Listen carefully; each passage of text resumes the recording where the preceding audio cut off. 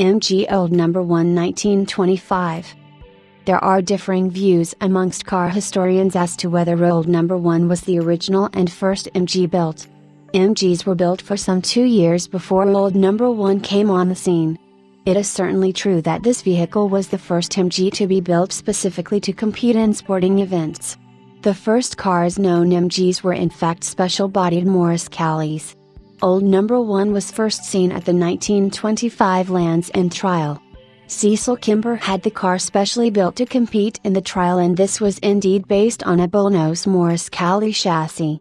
The rear section was modified, the chassis frame being cut off and having new rails fitted which curved up and over the rear axle to secure splayed rear springs. The engine was a special overhead valve Hotchkiss with a capacity of 1548 cc. Tuning amounted to machining and polishing the cylinder head and minor carburation modifications. The 11.9 horsepower engine was then linked to the standard Morris transmission employing a 3-speed manual gearbox. Fuel was introduced to the SU carburetor by a hand-operated air pressure pump located next to the gear lever. The suspension arrangements used a standard half-elliptic spring at the front, but with special half-elliptic rear springs in place of the normal Morris 3/4 elliptic. Tall wire spoke wheels were fitted to the standard hubs by 3 bolts, braking with standard Morris drum system, both front and rear. The only lighting on the car was by 2 small side lights mounted on each side of the scuttle and a single headlight, which is not evident on the car today. The normally high Callie steering column was lowered by raking the column.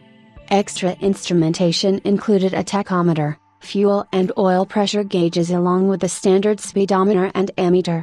The special lightweight body was designed and built by Car Bodies of Coventry for Kimber. The final assembly of the car was at the Morris factory in Longwall, Oxford, and it was originally registered FC 7900 on 27th of March 1925. A new number FMO 842 was allocated in March 1950 after a restoration. However, in 1959 the car was reunited with the original registration of FC 7900. Kimber competed very successfully in the Land's End trial that year, winning a gold medal in the light car class. Soon after the trial the car was sold to a friend of Cecil Kimber's for $300. It was reputed to have only cost $279 to build and is now valued at a figure approaching $250,000, who says MGs are not an appreciating asset. Old Number 1 was later spotted being used to haul a pig food trailer of all things and subsequently discovered in a Manchester scrapyard by an employee of the MG Car Company in 1932 and bought for $15. The car was then taken to the Abingdon factory and restored to be used as a promotion vehicle.